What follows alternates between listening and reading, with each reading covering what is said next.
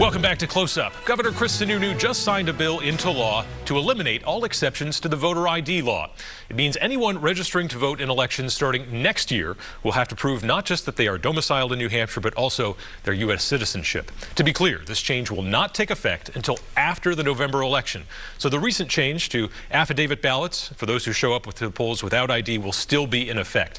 That law allows same-day registrants with no identification to vote, but if they don't subsequently provide proof of their eligibility to officials, their vote is subtracted from the total.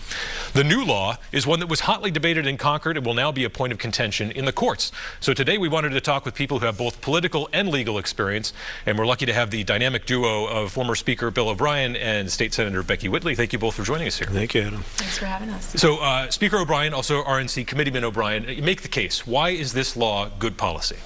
It's good policy because we have a substantial number of non-citizens in our society, both here legally and not legally. About 20% of the adults in our country are not U.S. citizens. And there's been some fairly credible studies that show that some of them choose to vote. There was a study in 2010 that was outlined in a publication called Electoral Studies that said around 6%, a little over 6% of them choose to vote. They voted, in that case, they looked at the 2008, 2010 election. The only way to stop that is to verify their citizenship. And this is a reasonable approach for doing that. Senator Whitley, what is the case against HB 1569 now becoming law? Yeah, I think this is a really troubling voter suppression law. I think, you know, it's more than just voter ID. We have voter ID in New Hampshire. And it is working at this point. It requires currently, if you don't have the proper documentation, that you sign an affidavit. It's a very powerful legal document. But this bill goes so far beyond that and will unfortunately disenfranchise a whole host of voters. And the voters we're talking about are rural voters, right, who may not have access to this documentation or are trying to register at the polls, or younger folks. I know when I was just starting out in college, I didn't have access to my birth certificate, right? Maybe I didn't even have a passport. So I think it's really problematic because it's not necessary, Adam. I think that's really what has been so troubling, is that in New Hampshire, there's no, evidence of voter fraud, particularly non-citizens voting. It's just not a problem. And so this is a situation where legislators were looking for a solution to a problem that doesn't exist. And troublingly, it's going to cause some more problems and disenfranchise voters. To that argument, Speaker O'Brien, what is your response to the idea that, not everybody is walking around with a passport or their birth certificate? That's a remarkably pessimistic view of the intelligence of New Hampshire voters. They know how to get an ID. And to say that it never comes up is just not accurate. In 2016, for example, a Democrat-appointed inspector of election, ballot clerk, voted in his own name, then went out to the parking lot, put a wig on, came back in, and this happened in Lebanon, voted again. He was convicted of that. They didn't catch him at the polls because there wasn't a voter ID requirement. He tried the same ruse with the Department of Motor Vehicles. Then they caught him and they looked back and figured out exactly what he'd done when voting. There's no reason that when you have to show an ID starting in 2005 to get on a plane, when you have to show an ID to get into federal court for your voter fraud trial, that you shouldn't have to show an ID for the most important thing that each of us do as a citizen, which is choose our representation. We'll give you a chance to respond there, Senator. Yeah, we already have to do that. So voters know this voter ID law has been in place for many years. We already have to show our documentation, our license when we go to vote. This new law goes well beyond that. This new law requires when folks are registering at the polls or changing their registration, they have to show a birth certificate, a passport. That's so much more. And I think, look, we are going into a national election where the country is so divided, all right? I don't think that we should be passing laws that are unnecessary, that are questioning the integrity of our elections. New Hampshire has very safe and secure elections. There was a recent poll done showing that there's huge amount, over 90% of Granite Staters have trust in our elections, that they have trust in the integrity of our elections. So I'm not quite clear what problem we're trying to solve here. And unfortunately, a lot of the rhetoric around non-citizen voting is just not true, right? It's just not a problem in New Hampshire. The cases of voter fraud that do happen in New Hampshire, they're folks second homes trying to vote in New Hampshire. They're folks that are moving towns. And we find those people and they're prosecuted. There's no problem with that. The other thing is that, look, all our town officials, our local election officials, they are doing yeoman's work, right, under an immense amount of pressure. They're not getting paid to do that for the most part, right? And they have trust in our elections, and they are very worried about this law because it is a dramatic overhaul of our election system. I do want to make a correction, and I think, Becky, you'd probably want to make it as well. Every time you change your registration in New Hampshire, you don't have to go through this verification process. We have a central voter registry. So, for example, I recently moved from Nashua to Manchester, went to register, and they said, oh, we see you in the system.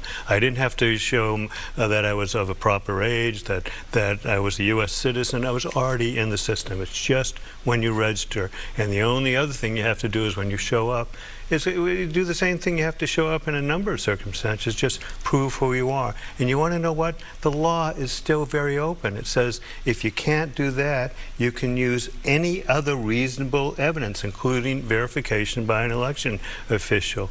All it's trying to do is to introduce the same integrity that polls show 80% of voters want. Voters, you know, a lot of what we do, and I know we probably do it on the other side of the aisle as well, is try to instill people with the confidence that their vote's going to count. In Lebanon, when a Democrat party official voted twice, somebody's vote was taken. We're just trying to make sure that doesn't happen. Okay, we'll give you a chance, and I do want to ask another question. Yeah, and I will say, look, you know, the right, I would agree. We all want our elections to be safe, secure. We don't want voter fraud. That we can agree on. That's a bipartisan agreement. There are so many ways that we can do that without disenfranchising voters, which this law will do. And we know that because Kansas tried this and it was disastrous. New Hampshire will be the only state to have these extreme proof of citizens requirements. And for what, right? For a state that has safe and secure elections. I will say, when we're talking about the fundamental right to vote, which I think is so central to our democracy, we should be doing everything possible, working together day and night to enfranchise more voters, more voters who are, you know, eligible voters. We should all be working together to do that. I think that government should be protecting our freedoms, not interfering with them. Might be Governor Sununu on the line there. He likes to call in sometimes. But, Mr. Speaker, the affidavit ballot, you know, that just passed in the first in the nation primary, 451,000 ballots cast, only 2 affidavits ballot taken statewide, and those 2 individuals came forward later to prove that they were eligible to vote. Why not let that system stretch its legs a little and continue to work? And why assume that very straightforward requirements, such as show a photo ID or come up with any other, as the law says, reasonable evidence is extreme? I don't understand this rhetoric that says it's the most suppressive, harsh law in the country. It's far from being that. It's a law that basically just says that if you can show who you are, you're going to vote. What we're doing is making it easy to vote. I do just want to clarify, I don't want to conflate the current voter ID law that we have. You already have to show an ID, and if you don't have it, you have to sign an affidavit. What this law does is go further, that if you are going to be a new registrant, if you're newly registering to vote, maybe you went to the polls not realizing that you had been purged from the voter rolls, that's where you have to show proof of citizenship through a passport, birth certificate, or, you know, something else, right? This is well beyond the voter ID, and I say it's extreme because no other state has done it successfully. The question to you, though, Senator, you know, in 2011, there was a voter ID bill that passed under Speaker O'Brien's leadership. Democrats were opposed to that. They said this is going to do the same thing. It now works. And then the affidavit ballots, as I gave you the statistics, that worked even though the Democrats said it would be a disaster. So is it possible the same thing happens here? You know, I can't speak to that. I was not in office back, you know, when that passed. I do know that we have a voter ID law now. It is working. We don't have evidence of voter fraud. We have high levels of integrity, voter integrity. We have high levels of folks knowing that our elections are safe and secure. And I don't understand why we need a law like this that goes well beyond what any other state does. And there's evidence from Kansas, who tried this, that we're just going to be disenfranchising potentially thousands of voters. Kansas has its laws. This is a very straightforward law, and we know what it's saying. And unfortunately, you're mischaracterizing it. If you drop from the voter rolls and you come in to register again, all you have to do, if you don't have a license, or you don't have an ID on you to show citizenship, is just show you were registered before. That's reasonable evidence of your citizenship, and the law provides for that. I really wouldn't want people who are listening to this broadcast to think somehow or another I better not show up because I won't have the ability to vote. If you show up and you've been registered, even if you've been removed, you're going to be able to vote again. Mr. Speaker, last question to you here. You know, Republicans have passed these kinds of laws continuously. You know, we heard with the affidavit ballots, you know, this is going to do it, and then this comes along. So is this it, or what comes after this if this suddenly does not produce the outcomes Republicans want? Well, I think it is going to produce. I think as the senator is inadvertently explaining, our laws are making our elections a lot more honest and straightforward. And we're making it, what we're attempting to do here is to make it easy to vote and hard to cheat.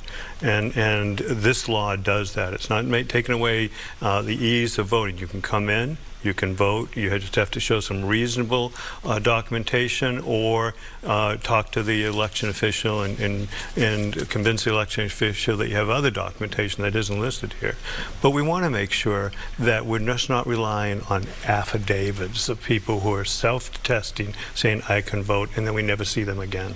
Senator, we can give you 20 seconds and then we'll have to hit the break. Yeah, you know, I would love to work with, you know, the Speaker and other Republicans on measures that will really improve voter integrity. Like, let's do online registration, automatic registration. Let's participate in systems like ERIC that actually, you know, do provide confidence in the rolls. I'm happy to work on those situations, but not measures that are going to disenfranchise voters. All right, Senator and Mr. Speaker, thanks so much for joining us on Close Up. We appreciate the time. And we'll be right back with a look at how the Kamala Harris campaign is trying to win over Republican voters in New Hampshire.